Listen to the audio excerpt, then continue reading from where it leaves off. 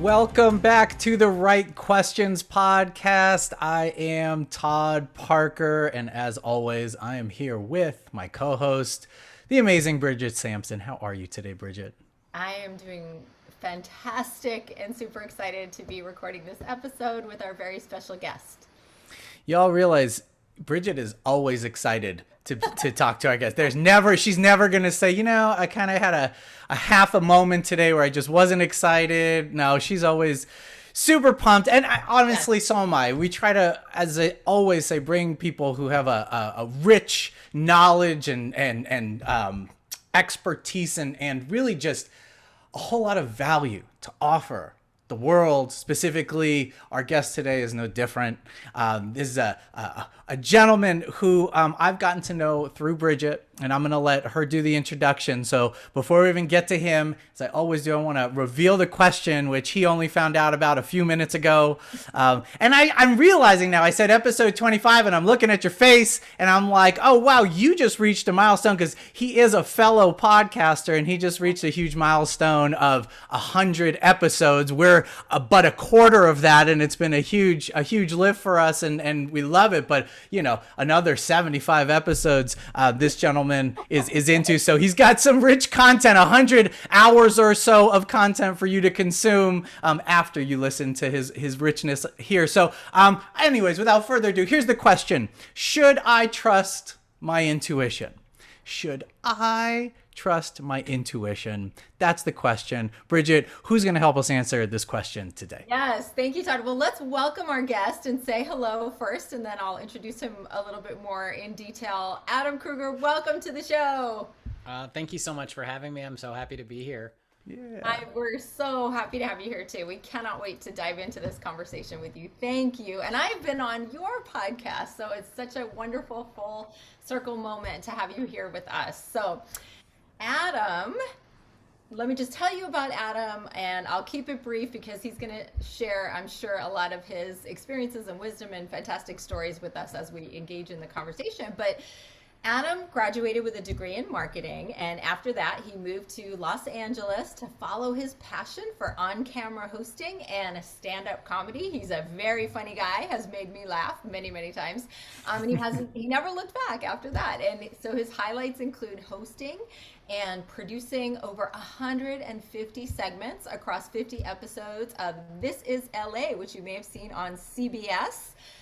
And among many, many other television projects. And I'm sure you've seen him somewhere, and he's amazing. He's done so much fabulous work in the world of Hollywood and comedy, right? And after moving his home base back to Canada in early 2021, which I was sad about, but happy about as well for him and his lovely wife, Charisse, and son, Jacob. And by the way, his wife, Charisse, has been on one of our previous episodes. So I'm sure, have met her and will be listening to that if you haven't already. Fantastic episode. So in Canada, Adam's been handling all aspects of production for a really fun show and project called Taste This, which is a series of branded content videos for PlantX. I love when I catch those on social media. It's just like they're so lively and positive and engaging and fun. You've got to check those out. And it's currently airing on the company's YouTube channel and across all the social media platforms. We'll make sure to put links in the show notes for everything, of course. And he continues to consult for the company and other companies as well in the capacity of being a copywriter and content producer. And he enjoys helping others achieve peace and through mindfulness and meditation. Adam is an incredible meditation teacher and student, and I've spent many hours and much time meditating with Adam and Charisse, and we were initiated into create yoga practice together over a weekend with some of our wonderful community members. And so I've learned a ton from Adam about meditation, about mindfulness, about spiritual practice. He has a very deep spiritual practice rooted in yoga and Ayurveda and much training in that field. So we'll tie all that together in our conversation. But just on a personal level, Adam is a dear friend, and I'm just so excited to have him here to share his wisdom and his compassion, his love. He's just the most wonderfully genuine. Like, he's so real and genuine and funny and wonderful and smart. And so we're excited to have him here with you, our listeners, to enjoy this conversation with him. Thank you again for being here. So Todd, where do we start in talking about intuition? Well, I think you dovetailed or walked us quite nicely at the end there, and you said that he has a lot of practices to enhance his life. No pun intended there, Adam. Right? That's his name of his podcast, Enhanced Living. Check it out. But so with the question, should I trust my intuition? I since we know that you have stepped into your courage zone on numerous occasions to, be in entertainment, to put yourself out there and be vulnerable and take chances and take risk, to move things forward, to move your life forward and progress. I know I have a suspicion about what your answer is to the question. So beyond even a yes or no, should I trust my intuition? Maybe it's how, right? If you could tell us, like, because I'm Adam, let me just ask you real quick. Should I trust my intuition? Yes or no? 100% yes. Okay. With that being the basis, right, like, how then do I learn to trust my intuition? Because I might challenge you on some of these ideas, because I don't know if maybe my intuition isn't as honed as yours. It isn't as tuned in, but we'll get into it. Tell me. So I want to dispel this misconception that, maybe your intuition isn't as honed or tuned in as anyone else's, because that's 100% false. Everyone's intuition is 100% on the money, 100% of the time. There's no question. The thing that needs honing is our ability to listen to our intuition and our ability to discern between these random fear thoughts that come in, between these random desire things that are coming from ego, and the true voice of your intuition. So the question, should I listen to my intuition? Yes, 100% of the time. Are you hearing your intuition is actually a question that I would want to ask you in return. Do you actually hear your intuition when it speaks to you? And so how do you know you're getting an intuitive nudge? How do you know that that's what it is? And so my answer for that is really quite simple. It's twofold. One, the ability to hone it comes from meditation, right? So when you learn to quiet your mind and really learn to get still with yourself, that's when your intuition speaks loudest to you. And you'll know, because your intuition speaks in a knowing way. It's a thought that comes through, or a feeling that comes through, that isn't, it's not rooted in any like desire or fear or anything. It's just simply, do that, go there, call this person. You really should look into this, whatever it is. It doesn't matter what it is. That is your higher self. So I don't want to get too off track here, so we can get to all that stuff later. But that's your higher self basically saying to you, "Hey, look, I know the path that you came in with, or we came in with." Your higher self is you, okay? It's the portion of your spiritual energy that's not embodied in the physical, right? Because you couldn't embody all of your spiritual energy in your human body, because your human body would explode. It can't handle that kind of energy. So it's the part of you that's still in the ether, that's going, "Hey, we set out with an intention to do XYZ in this lifetime. I know where your path is going. It's time for you to look at this area right now. It's time for you to do this." And so most of the time people don't listen to that intuitive nudge. Most of the time they go, "Oh, but," so instantly you get the intuitive nudge. And then one of two things happens. You either dismiss it outright because you feel like that's crazy and you shouldn't do it, or you go, "Oh yeah, that would be amazing." And then the buts come in, and the fears and the doubts and all that stuff. Instead of just going, "Nope, I'm going to go with it. I'm just going to do it." So that's really what it comes down to, is learning to run with it when that knowing feeling comes in. And I have so many examples in my lifetime where I've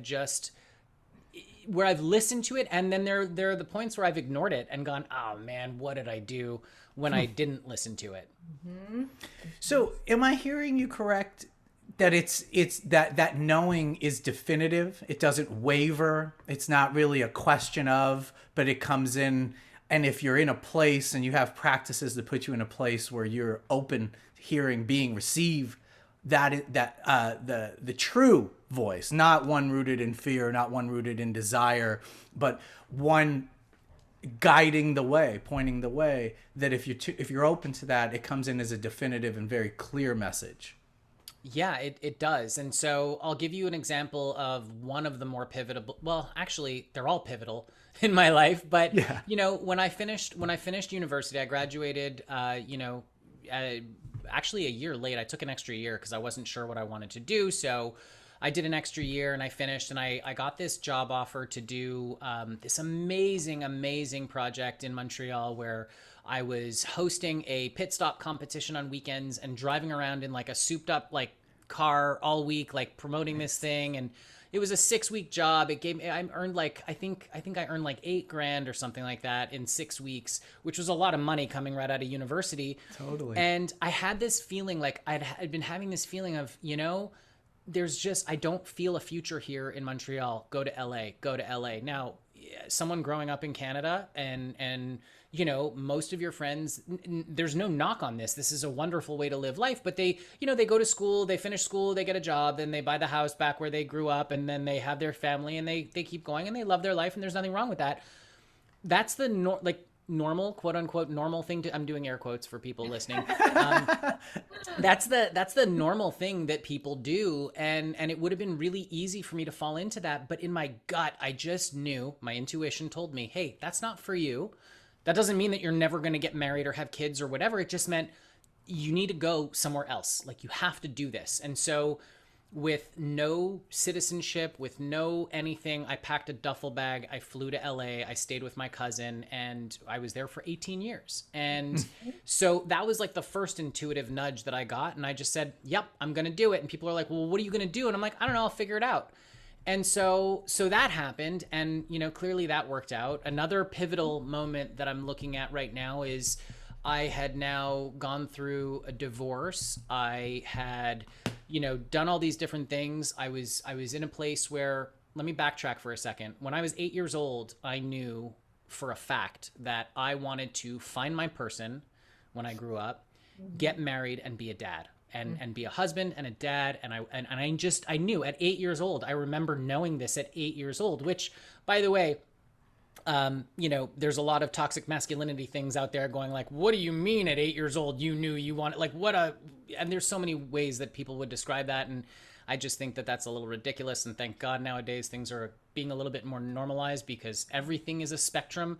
But that's a whole other conversation for a totally different podcast, Bridget. But I have that podcast, so I'll make it. We need to have that conversation too. Absolutely. 100%. But for today's purpose, I knew I wanted that. And I was searching for that my whole life. I was a serial monogamist my entire life. I mean, that's why I got married at 24, divorced at 28. Well, not why I got divorced. It didn't work out, but exactly right. But the point is, I came to a place where I was like, you know what? I'm okay if I never get married. I'm okay if I don't have kids. I'm okay. Like I'm whole. I just want to go perform comedy all over the country. I'll come back to LA to pay my bills. That's it. I'm just done. I don't need the drama anymore. I'm complete as I am. And then about a week after I made that decision, I got this intuitive, like, oh, you should check Craigslist for job postings. Just go look. And so I was like, all right, whatever. And so I'm browsing, and I see this post that just leapt off the page at me. And it was, they were looking for an MC comedian to host this event on a thing. And it was paid, and it was well paid. And I'm like, and again, the intuitive nudge was submit. If you've never been on Craigslist, then I'll just tell you, most of the stuff on there is, for lack of a better word, it's just not, but you know what I mean? It's like, and so I went for it, and I got the call, and I went for the meeting, and for some reason I felt like I was going to, again, intuitively, I felt like I was going to meet somebody. And I'm like, I don't want to meet anybody. Why am I even feeling this way? And I met with the woman who was booking it, and I'm like, nope, it's not her. And I remember walking away going, why are you even thinking that? That's ridiculous. And then, of course, we come to the event, and I met my wife at that event, and it was kind of like a love at first sight sort of thing. So had I not listened to that intuitive nudge to go onto Craigslist and look for jobs, right, I probably wouldn't be sitting where I am right now. And then to cap it off, the third real pivotal moment that really jumps out, and there's so many more than this, but we had this idea or feeling of, during, I think it was like June 2020, we decided, maybe we should go to maybe we're going to move to Canada. Like, I think we're just going to, I think it's time. And again, intuitive nudge. It just felt like it was the right thing to do. Everyone was like, well, what are you going to do there? And I was like, we'll figure it out. It's okay. We do all the things that we do. We can still work in the States. We're going to, we'll be back and forth. It's no big deal. Mm-hmm. And I remember people going like, well, where are you going to move? We're like, I don't know. We're going to get an Airbnb. And they're like, well, what are you going to do for work? I'm like, I don't know. We'll figure it out. And I could see the exact moment in their eyes when their brains broke because they couldn't figure out what to do with that information. Yeah. Because they're like, I don't operate that way. How are you? No. And we had already started packing, and then I was on Facebook, and again, like a profile pops up, and it's a buddy of mine who I hadn't seen since like summer camp when we were like 10 or 11 years old. And the intuitive nudge was, hey, check out his profile. Like, just go look at what's going on in his life. And I was like, cool. So I did. And all of a sudden, find out that he founded PlantX. And I was like, oh, great. It's a vegan company. This is amazing. Let me get him on my podcast. Like if I can promote him, whatever. So I connect with him, and he's like, oh, so great to hear from you. And we get in touch, and I'm like, hey, I'd love to have you on the podcast. And he's like, oh, that'd be great. And so I get him on the show, and in the process of researching him, I realized that this guy doesn't need my podcast at all. I mean, he's done such amazingly huge things in life, and the company is publicly traded at that point. It obviously still is. And I'm just like, wow. And so we do the podcast, and then he's like, hey, by the way, I would love for you to produce this series for us. Like, are you interested? And I'm like, yeah, I'm interested. So, and then one thing led to another, and all of a sudden I've been working nonstop and consulting with more than just PlantX. I've been doing it for, a few companies where my whole area of expertise has now grown into this new company, Enhanced Living Productions, which obviously the podcast, which is on hiatus currently. After 100 episodes, I've been so wrapped up in everything else. I have to come back, but it's been a while, and I forgive me, I've been rambling on for hours, but the point is that had I not listened to my intuition, I don't know where I would be right now. But it's a matter of just going, like, when you get that little nudge, that little, hey, I don't know where this is coming from, and I don't know why I know that I should do this, but I should do this. Most people dismiss it. But if you just listen to it, that's when your true intentions will line up. Yes. Yeah. Oh my gosh. So powerful. I know those stories, but I could hear you tell stories forever, Adam. Like it really hits home for me. And I just want to say it really reinforces what you said about knowing the difference between intuition and fear, or just desire, negativity, right? So like with when you met Charisse, you're like, I'm not looking to meet anyone, but you still had this nudge, like, I think I'm going to meet my person, and you did, and you followed those nudges. Or like thinking about you on Facebook, you're not the type of person who's going to waste your time sitting on Facebook for hours just looking at people's profiles for no reason, right? So you have that discernment. I feel that is so solid in you, and that's what I want to learn to get better at, and what we're trying to help others. And I think why Todd asked the question, like, how do we know? You just have this really strong knowing. And I also want to say, and we can build that, we can develop that. What I want to say is that you help people develop that. You've helped me develop that. I remember right before COVID, sitting in your living room, meditating with you and Charisse, right? And you took us through this incredibly powerful meditation where we went through gardens, and we met with our higher self, and we got answers to questions. And I remember coming out of it being so changed and moved, but then you coaching me to realize that I actually had the answers to these questions that I thought I had no idea about what to do about, right? But so like you help people see that we do really know. We have to trust, we have to listen, we have to not get caught up in the distractions of the world, right? To know the difference between like buffering and zoning out on Facebook for 5 hours, which is a huge waste of our precious time, versus that intuitive nudge going, that person, you need to connect with that person, right? So I just want everybody listening to hear the discernment in that and the difference, because there's such a big lesson for us in our lives to take from that. And that is what we want to hone. You said it, it was both inspiring and eloquent the way you answered that question, Adam, like, because it it gives, and when I say inspiring, it puts the onus, right? Because I asked the question, it puts the responsibility right back on the person making the claim, right? Me, like, oh, right. It says like, well, no, Todd, you have, everybody's intuition is completely honed. It's completely perfectly tuned in. What you are not, if you're not getting those messages, or you're getting or convoluting those messages, that's something you need to pay attention to in your attunement, not in whether or not your intuition is on point, right? And so something else I heard in there in your answer, and I'm curious if you feel this way, like if you have these thoughts about it. Like, it doesn't seem like, when I trust my intuition, and I try to do it often, I arrive in places that I didn't know or anticipate. Meaning, my intuition led me to an opportunity, but I didn't show up for the thing that I thought I was showing up for, right? I showed up for one party and something else happened, right? And I heard that in your story with how you met, your life partner, Charisse, in that that's not why you were there. There's some other reason that I'm here, and that even in the moment, you knew that there was, well, that's not it, that's not it, that's not it. How do you learn? And here's my question for you now. Or how did you learn, or where did you learn, or even how do you allow yourself to trust that voice? Like, where does that trust come from? Well, what's the alternative? At the end of the day, what's the alternative? So, most Fear. people, well, I was going to say, most people live their life scared out of their wits, looking for the next physical thing to complete them, to make them happy. The problem with that is that physical things are just that, they're fleeting, right? So let me put it into perspective. So you live in, like, you're homeless, okay? Like, say you're homeless. You're obviously not listening to this podcast right now if you're homeless, or maybe you are. I don't know. I've seen a lot of homeless people with iPhones, but and especially after the pandemic, if you're listening to that and you think to yourself, well, once I have a home, I'll be happy. Okay, cool. So then you get a home, and then you go, well, okay, I've got a home, but now I don't have enough money to, buy nice clothes. Once I have nice clothes, I'll be happy. And so then you get the nice clothes and you go, oh, but I need more space to put the clothes. So now I need a bigger home, and I'll be happy when I have a bigger home. And then you get the bigger home and you're like, well, I want to be able to travel. So I'll be happy when I have a car. And then you get a car and you go, oh, but I don't have a nice enough car. So I'll be happy when I have a nice, I think you can see where I'm going with this, right? With the physical stuff,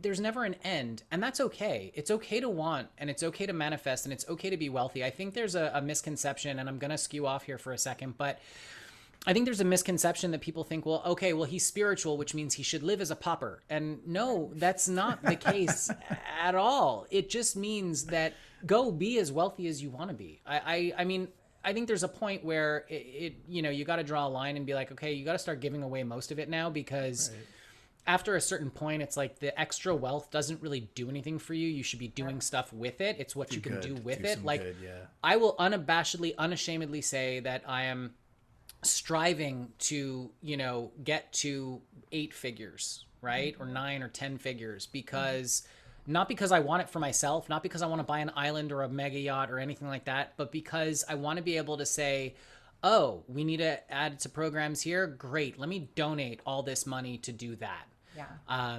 That doesn't mean I'm not going to live nicely, and I'm not going to have a good home and all the wonderful things that I want to enjoy, but it does mean that I'm not going to just hoard and hoard and hoard. I want to be able to do for others, right? So coming back in line with what I was saying before, it's very simple. You have to choose to be happy now. Your happiness is something that has to come from within, because any circumstance that you're in is just that. It's a circumstance that you're in. But your happiness, if you're happy for no reason, nothing can take that away from you, and nobody can take it away from you. Whereas if your happiness is based on the house, or based on the car, or based on the clothing or whatever, look, all that can be taken away. You don't know what's going to happen from one day to the next. And so to answer your question, right, which is how do you trust it, and how do you show up for what you weren't expecting? Well, it's really very simple. If you can just choose to be happy in this moment, and then say yes to life, and then trust that it's always working out, and it will always work out in the end, and know that if it's not working out right now, it's not the end. If you can live like that, your life will open up in ways that you couldn't have possibly imagined. Because don't forget, our human brains cannot really conceive of like the whole majesty of what our soul, our true self is actually seeing for us. So you may think that you want to be famous or to own 1 million cars, or you may think that that's what you want because that's what I'm here to do. But that might not be true. That might be based on some faulty belief that you took in when you were a kid, that you saw something, you thought it was cool, and all of a sudden it's wired into your brain now, and you're striving for something that isn't really meant for you. And that doesn't mean that comfort and wealth wasn't meant for you. It just means that you have to say yes to what is and what's in front of you. And then if you don't like the circumstance that you're in, have the courage to move forward and change it. Yeah. So by all accounts, when we were living in LA, even when the pandemic hit and we lost like a ton of work, like everything just wiped off the map, like one day to the next. And so I went deep into meditation and deep into my practice and knew, hey, you know what? It's going to be okay. By all measures, you know, look, the experiences that people had through the last 2 years have been vastly different. You know, the people who were in a more well-off place had a very different experience than the people who were living paycheck to paycheck and then lost their jobs. And so it's been a real interesting situation. And by all accounts, we were doing very, very well. And we could have continued to do very, very well in LA, but this intuitive nudge was like, you know, I'm feeling like I want the lifestyle of like the North. I want to be closer to nature. I want to be closer to cooler temperatures. You know, all these different things. And there were so many reasons why we couldn't listen to our inner. It's a lot to move a whole family to a different country. It's a lot to pack up your entire life and go somewhere else without knowing what's going to be, where you're going to go. Are you going to work? Are you not going to work? What, you know, without knowing. Right. But I think it was in The Secret where they said, you know, you don't have to see the whole staircase, but just take the first step, right? And so that's what we've been doing the whole time. And I got to be honest, you know, from all the stuff that I've done in my life, financially, this has been my most successful year to date. And that's because I've now taken all of my personal experiences, all of my professional experiences, and I've rolled them into something completely different where I get to consult with these companies and create stuff for them. And I still get time for my family. I still get time to, you know, do things like this. I still, you know, granted, yes, I have less time than I did before, but not to the point where I'm sacrificing all of my time for all the work stuff. And I think that, again, it comes back to balance. And I think I just went on a crazy meandering thing here, but I heard you got to choose happiness.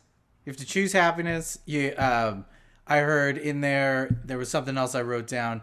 Like happiness comes from within, that there's an idea that I'll be happy when X, Y, and Z, but really that if we're going to answer the question of trusting the voice, that it starts from living life from a different place. Like you said, you like the song, like you don't like your life, you can go and change it, right? Like that's true. We don't always believe that, whatever the circumstance, like not all of us believe we can change it, but taking on the choice, the responsibility, but the choice to find happiness from within, not from external physical objects, but something within, is the first step towards being able to trust that voice. Am I connecting that somewhat accurately?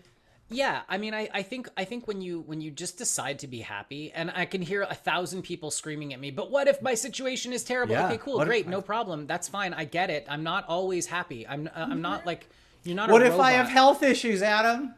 I have health issues. I've been dealing with an autoimmune disease since I was 17 years old, and it's been hard. But even with, and trust me, there are days where I've even said to Charisse where I'm like, hey, you know, can you imagine how different it would be if I just didn't have this? Like if I was able to, like, you know what, all cards on the table. I said this before we started recording. I'm an open book, right? So most people have a baseline of where they are with energetically as far as their physical selves. Like you wake up in the morning and you're good to go. And, you know, maybe around 4 o'clock you get fatigued, and then, you know, you maybe have a cup of coffee and, you know, the rest of your day's okay. And then you crash at whatever time at night. And so say your baseline is here for fatigue when you wake up after a well-rested night of sleep. My baseline is down here.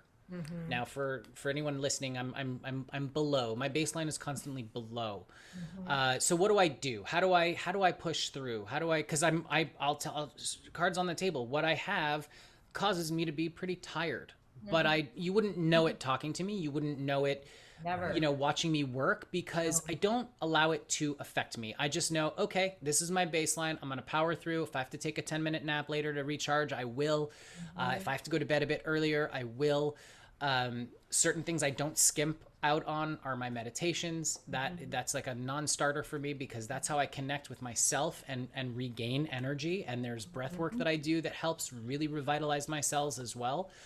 So it doesn't matter what your circumstances are in life. If things are rough, it's okay. It's okay to feel, oh my God, wow, I'm sad, I'm crying, I'm whatever. It's okay. That's okay. No one's saying put on that fake happy smile and will your way into happiness, but what I am saying is don't get stuck in the doldrums. Don't get stuck in that feedback loop of poor me, poor me, poor me, poor me, because at some point you have to start taking responsibility and going, you know what? I'm just going to choose to be happy now for this 1 minute. Just this 1 minute, I'm going to be happy. Well, how do I find happiness? Okay, well, gratitude. Gratitude's a really easy way to find happiness. Oh, but Adam, I don't have anything to be grateful for. I'm like, that's nonsense. Are you talking right now? Yeah, great. So that means you're breathing right now, right? Yeah, good. Start there. I'm grateful that I'm breathing. Okay, cool. What else are you grateful for? Oh, well, I have, and all of a sudden, one thing leads to another, to another, to another, and you can incrementally shift your mood to the point where you can choose happiness. I'm not saying go from miserable to ecstatic. You can't do that. That's not it's not an energetic match, but you can take the little steps. Remember, if you don't see the full staircase, you can still take the first step, but then the second step will be there in front of you. Yeah. And I really want people to understand this about what you're saying and about who you are, Adam, to throw in that you are a huge advocate for social justice, and you are, politically and you're incredibly well read and a thinker, a critical thinker. And so you don't have this utopian view of the world. You very much understand the inequity in the world and the need for advocating and fighting for rights, and you're not saying that things are not unequal between people, or that everybody should just pull themselves up by the bootstraps, because sometimes people misunderstand this when I try to explain it as well. You're very much aware of all of that, and we've had many deep, meaningful conversations about that. And at the same time, you helped and coached and counseled all people, very diverse people, and have in your tribe, in your network, very diverse people who understand these concepts, that wherever you are, whatever you're up against, that this kind of thinking, this balance of, yes, acknowledging the hardship, the difficulty, the injustice, the unfairness, and empowering yourself, right, to take control of what you can, as you have, as you said, with your autoimmune challenge. You have had to do that as well, and we've all had to do that in some way, right? So it's just that balance of acknowledging both sides of life, of being of all the sides. It's not two sides, it's all the sides of being human, and honoring it all and allowing it to be there, and taking that control and that power where we can. You've always inspired me to do that, and I don't want people to misunderstand and think that you're saying that you don't have deep compassion for the injustice in the world, because I know that you do. Oh, thank you. Yes, no, 100%. And I got to be honest. I mean, a thing that sets off my condition a lot is when I get stuck in this, because nothing boils my blood more than injustice. Like when, and I am one to speak up. Like if I'm in a situation where something's going down and someone's being bullied, or someone's being, whatever it is, I have zero tolerance for it, and I will say something. And I know that could potentially be, well, less dangerous in Canada than it is in the US. Yeah. But at the end of the day, it doesn't matter. I really do feel the need to speak up, because who else will, right? Yeah. And nowadays more and more people are, and yes, 100%. I mean, I think what I'm trying to say is speak up, act from a place of wanting to change the things that are not desirable, right? But instead of hating on the stuff that you're seeing, look at it from a different perspective and choose to see things in a way where you're like, I'm grateful for a place where people are equal, where people are so-and-so. As someone who, look, I guess I'm technically your heteronormative, typical white Caucasian male, whatever you want to, even though you wouldn't necessarily know it by looking at me. At the end of the day, like, to me personally, I don't care whether you are, I don't care what you are, what you do, who you love, who you, how you, what you think you were born as, what people tell. I don't care about any of that stuff. If you're a good person, we can hang. And that's my barometer. I'm like, if you're nice, great, we could be friends. If you're not nice, we are not friends.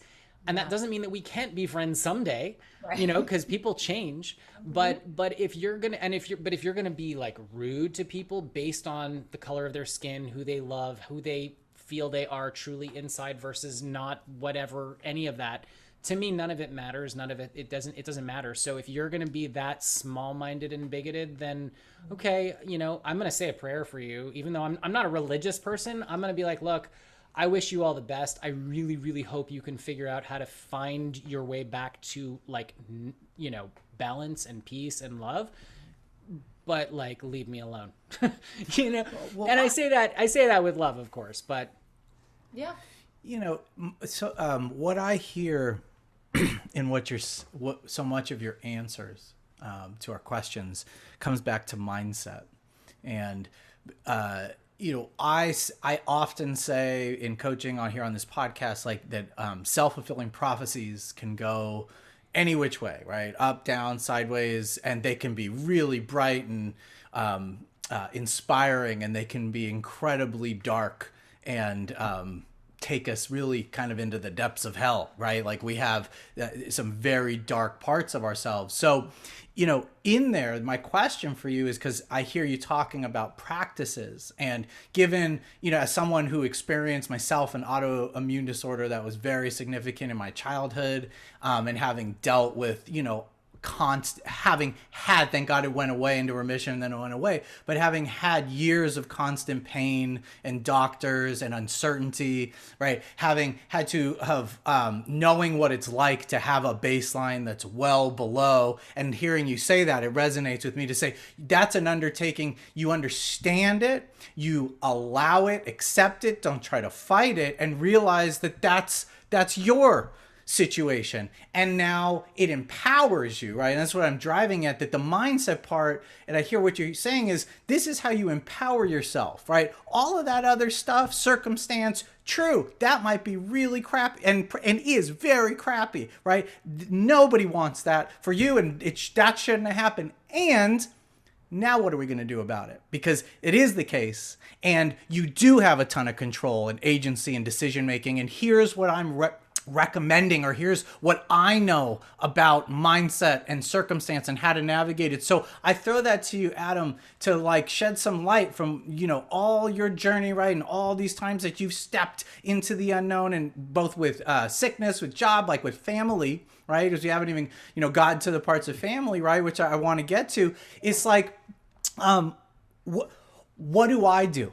And I mean, like, as I'm listening and I'm like, oh, here's a guy who's sick part of the time, and listen to how positive he is. Here's a guy, you know, who was divorced and has made this wonderful life for himself, right? Like all these things that people could say are like huge, that are setbacks that crush them. And here you are. So what do you do? Like, what are the practices? What can we do to, you know, kind of follow in step with you if we're inspired by it?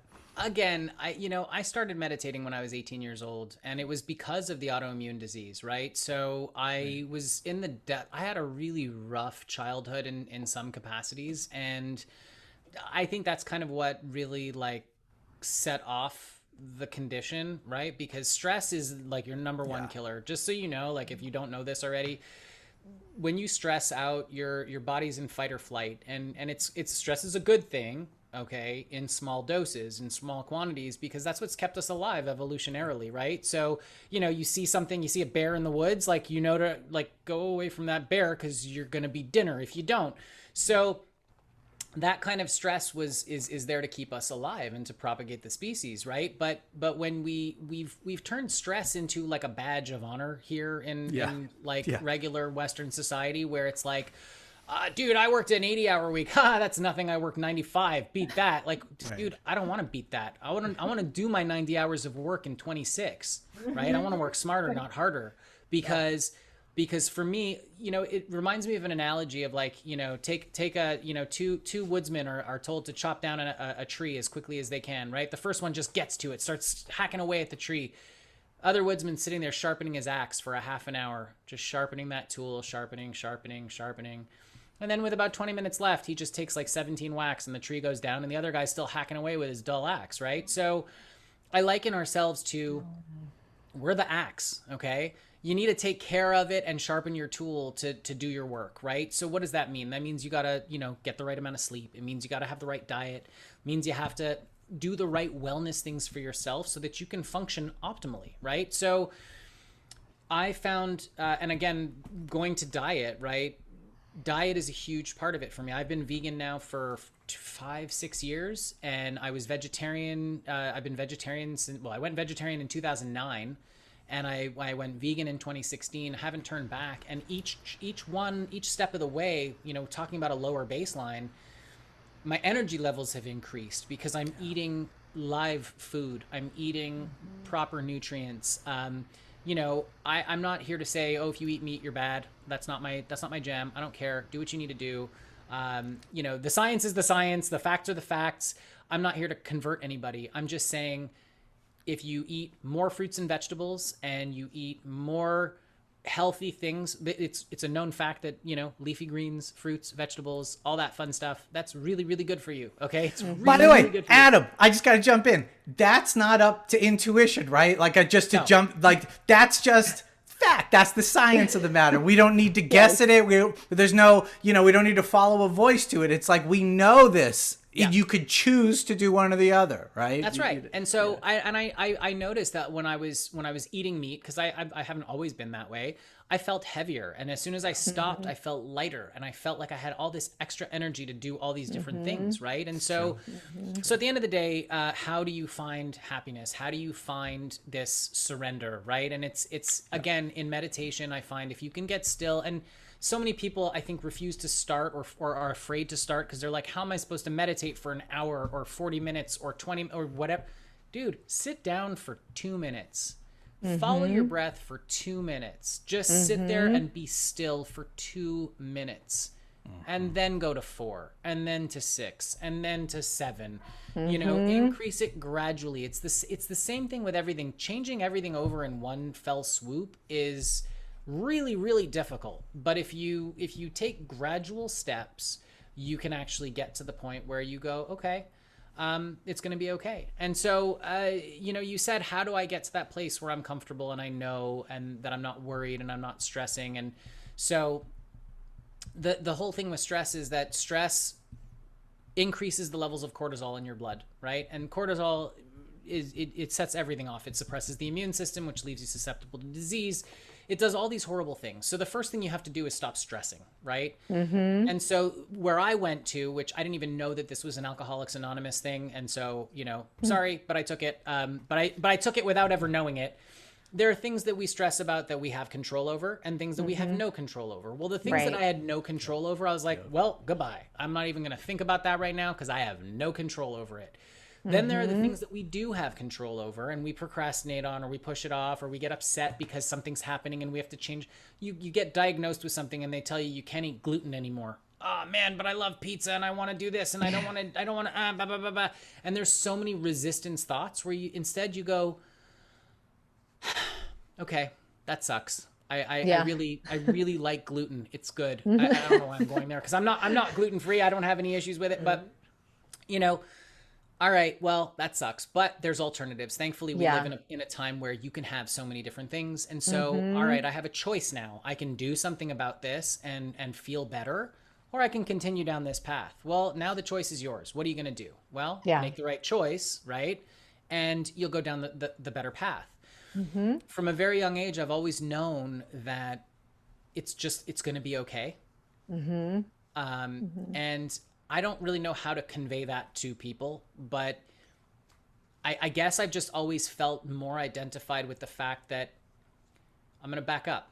Scientifically, it's been proven that everything's energy. Okay. That's a scientific fact. Okay. So Todd, back to what you were saying, like with diet and all that stuff, this is also a fact. They've discovered through quantum physics, through literal this physics. This is just matter, atoms bumping into each other. This pen, I'm holding up a pen. Absolutely. But even the atoms, they say that the electrons are, they're going to go around the nucleus of the atom in a described pattern, and that's not even true. They've now found that the electrons are actually blipping in and out of existence based on the observation of the person in the thing. So that's right. So when you come to think of it that way, and that the particle can be a wave or a particle, and it's all in superposition until it's observed. Well, hello, okay, and I know that's really, really out there for some people, but that is scientific fact. It's all energy, which means your thoughts are energy, which means we are energy. And so energy is a vibration. Good vibrations are higher, bad vibrations are lower. Good emotions and feelings are higher vibrations, and bad emotions and feelings. And I don't like using good and bad, but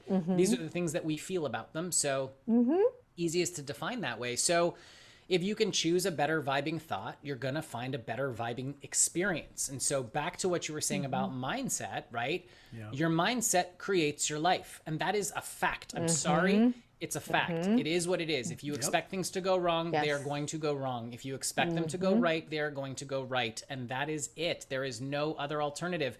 Now, what it looks like when things go right or wrong, quote unquote, that could be a totally different thing. It could be something you're totally not expecting, but that's why you have to just say yes and then see where you end up. Right. Well, all the things you suggested there, sleep, eating, gratitude, breathing, they're all, and then and a number of other things, they're all things I have control over. Right? Realize what I have control and no control over, and then make choices with the things I can control, with the things and then make choices that build me up, that set me up for success, right? Eat foods that put me in a higher energy, a state of energy, right? And if I know this, and thoughts, right? Yeah, absolutely.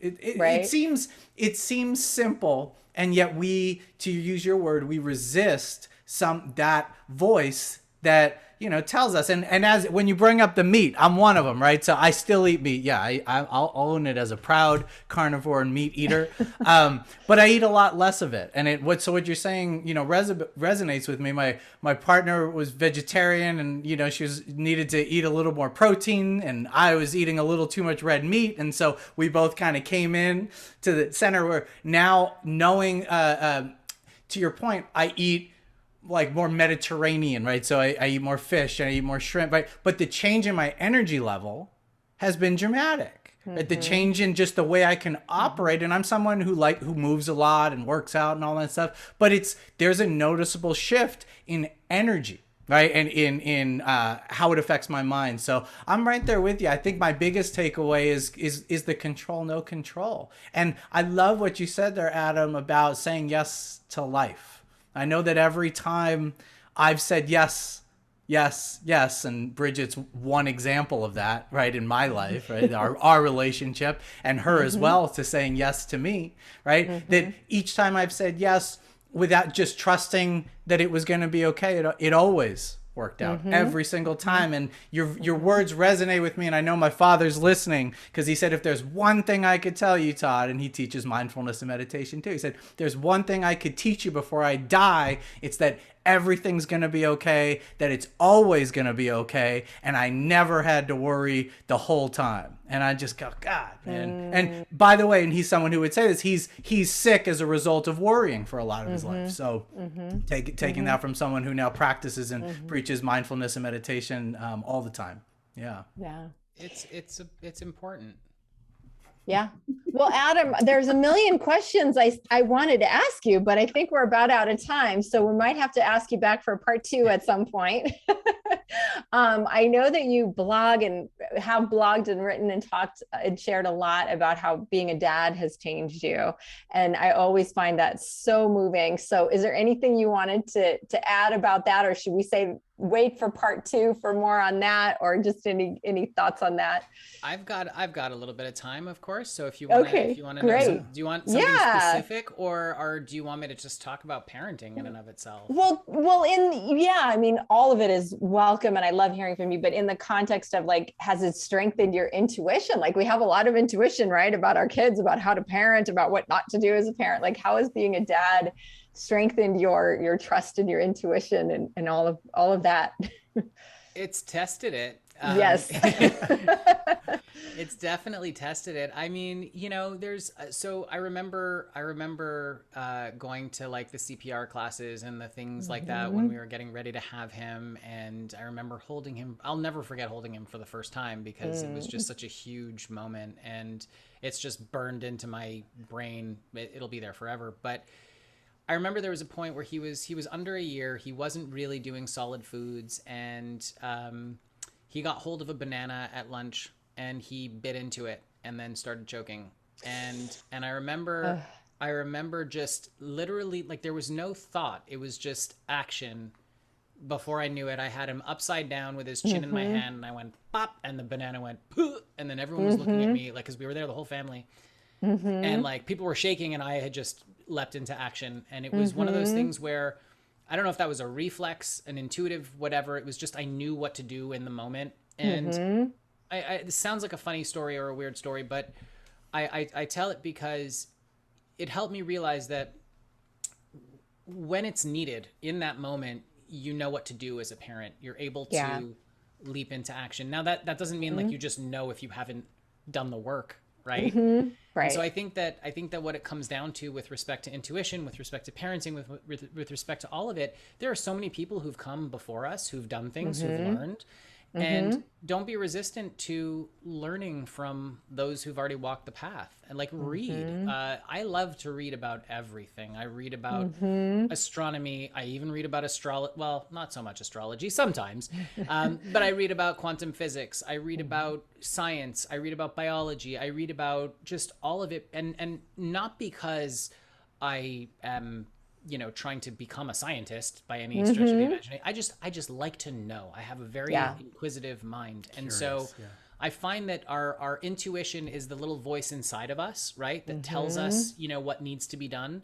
And so with parenting, a lot of the times, you know, your kids want all of you at all moments in time, until they don't, because they grow up eventually and they're just like, go away. You know, but while they do, it can be very, and when I say stressful, I don't mean you're stressed out. I mean, it's just, it's a lot of attention that's required in that one moment in time. And so it's very easy for you to lose the intuitive connection to that inner voice. And so what I learned was to take a breath always. And so I found that it helped me sharpen my intuition even more, or sharpen my ability to listen to my intuition even more, because, you know, when they're always like, daddy, daddy, daddy, daddy, daddy, daddy, or, you know, or mommy, mommy, mommy, mommy, mommy, and you love this child so much, and you're just like, okay, but I have to do, you know, whatever. It allows you to sort of compartmentalize. You take a deep breath, and then you can actually like kind of like sort through all the different little things that are going on inside you, and then listen to what's really important. Am I making sense? Or yes. Oh, yes. Yes, absolutely. I think that's the biggest parenting tip out there, to just take a breath before you respond or yell, hopefully not, you know, before you answer the question, and our kids they're not just listening to what we say, they're watching what we do even more so, right? So taking that moment to pause and take a breath and really think about, what do I want to model here? Because that's what my kid is going to take away and learn and probably do if they become a parent, right? So I think it's quite profound, actually, to say, take a breath, tune in, tap in, and be clear on who do I really want to be as a parent, and is this choice I'm about to make aligned with that? And it takes that breath, it takes stopping for that beat to really do that. Yeah, and I've failed more times than I'm, you know, willing to admit. We all have. I'll admit them all. Yes, I've been far from perfect, but I will say that, you know, being a dad, or like my son, I've learned just as much from him as he's learned from me. And whether he believes that or knows it or not, you know, I've learned so much from him, and he's made me such a better human being and man than I was before him, you know. And that's, I think this is an unsolicited piece of advice is, you know, you can't control the kid thing, but you can control who you choose as a partner and who you choose as a friend. And if the person that you're with or associating with doesn't lift you up or make you want to be better, you shouldn't be around them. Straight up. Like if you're around someone who's influencing you to do things that make you feel like you're doing the wrong thing, that is the wrong person to be around. But I remember when I met Charisse, like I instantly wanted to be the best version of myself. Like I just wanted to be better than I was. And you know, thank God she saw me as good enough, because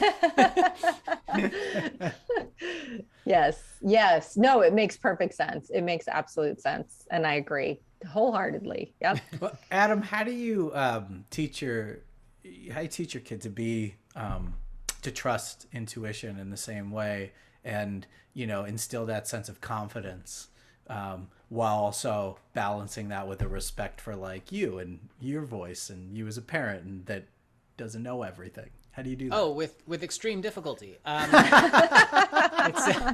It's you know, it's one of those things where, and this is something that I'm working on currently with myself, which is about letting go and allowing him to have his own experiences and make his own mistakes. Because I think the tendency for parents, at least parents who are super involved, you know, you know what it's done, like what you've been through, you have the experience, so you want to help your child not have the heartache, the pain, whatever. But the heartache and the pain and whatever is what brought you to where you are and had you like helped you realize the things that you've realized. So it's this crazy paradox where, you know, you're in protection mode all the time from the time that child is born. Because think about it, the first year of their life, all you're doing is trying to keep them alive. It's literally, that's it.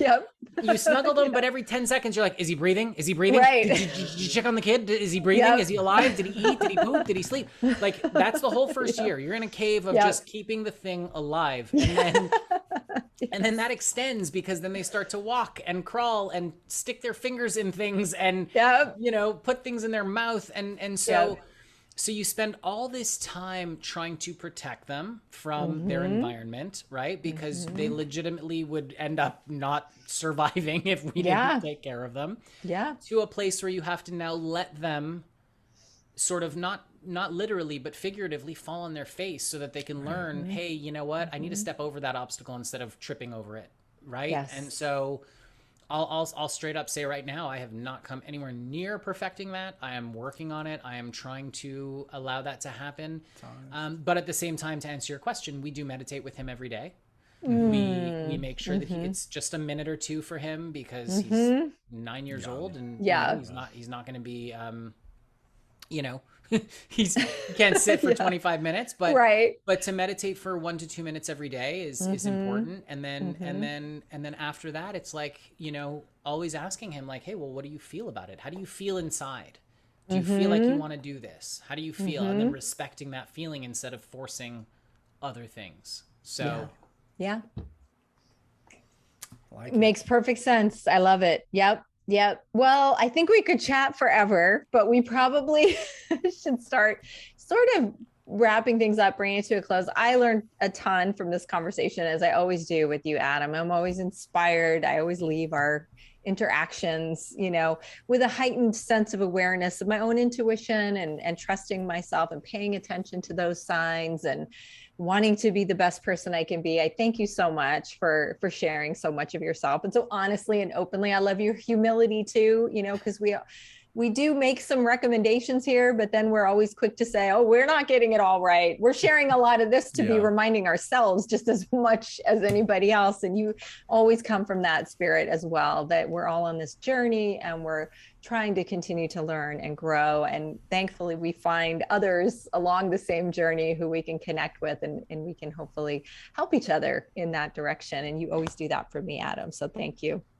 Thank you so much. I really appreciate being here. And, you know, as you were saying that, it made me kind of like miss the days when I was in my early 20s and I knew everything, you know? Yeah.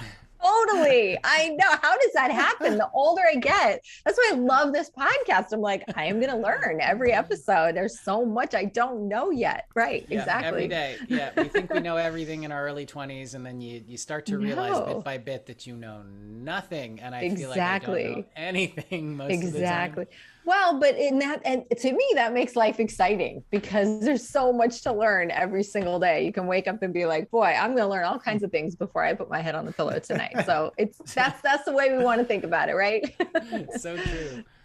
I was sitting having that same conversation with my partner Rebecca the other day because we were sitting out back. I think I said this on another one. Like we like to do a check-in at the end of the night if we can. We try to do that every night, and we were sitting out back, and I think we were feeling very smart for a moment. Like we'd figured things out or whatever. And then, I said to her, "Gosh, I remember when we were like 16, 20 and we thought we had everything figured out. Like you're 13 and you think you got it all figured out. And then you're 20 and you're like, oh, now I really got it figured out. And you're 30. Like I didn't know anything back then. And so I'm thinking, Adam, even, at whatever ages we're all at, the funny thought I had was my dad sitting there still saying he doesn't know anything, at 70, whatever years old, going, he'll figure it out eventually. Like, and that's sort of true, right? Like there's things where you can't really, no one could tell you what being a parent was like. No one could have told you or decided for you what going, changing country was going to be like. But trusting, having done the work to be able to tune in, right? That's a choice in and of itself, to tune into that voice, to that intuition, to that deeper, higher part of self, and make, go forward confidently, but still not knowing is a difficult task for anyone, and yet it's available to absolutely everybody at any given moment. And so, I appreciate, like Bridget said, I appreciate this discussion. I really appreciate the answer to and I would challenge our listeners to think about if when they're tuning into their intuition, to that voice, if it's rooted in fear, if it's rooted in desire, and if it is, perhaps it's not the true voice coming through, and then you got to check your practice. But from that message to choosing to say yes to life, to knowing what you can and can't control, there's so much value here in this discussion. So I would say thank you, Adam. I really, truly appreciate you. Thank you so much, Adam. Oh, it's we are so grateful. Pleasure. Thank you so much for having me on. Yeah. And we'll put your information, anything you want our listeners to know, we'll make sure to put your information in the show notes, but anything in particular that you want to make sure they know about where to find you, what you're doing? Right now, just my website, which is theadamkruger.com. Great. Well, THE. I say the, but it's technically the. Right. I think it's we get it. The? No, okay. Yeah, sure. Té en français, in French. It's just the French word for tea. Right. But yes, there is that website, and I'm currently working on the new company website, which should be launching any week now. I'll say week because it's so crazy busy, but enhanceliving.net is the web address, which it'll just take you to my website anyhow right now. So I guess you can go to enhanceliving.net and Awesome. Oh, I can't wait to see all that's up next for you, Adam. You're always doing outstanding work and have exciting new projects. So I'm so happy for you. I'm so happy for all of you that it seems like Canada's the right place to be, and your careers are going fantastic, and your life is filled with love and joy. And I couldn't be happier for all of you. Same. Thank you so much. Congratulations on the move, on the new projects. Thanks for spending time with us and for providing all of this great knowledge, this great insight for our community. And we know you share that, as you said here, the goal of just leaving people in a better place, enhancing people's lives. And again, I said it again, I didn't mean to do it, but building up people's lives. So again, we appreciate you for sharing that mission alongside us. And with that, take care. As I always say, be good people and make good choices. We'll see you next time. Bye, everybody. Thank you.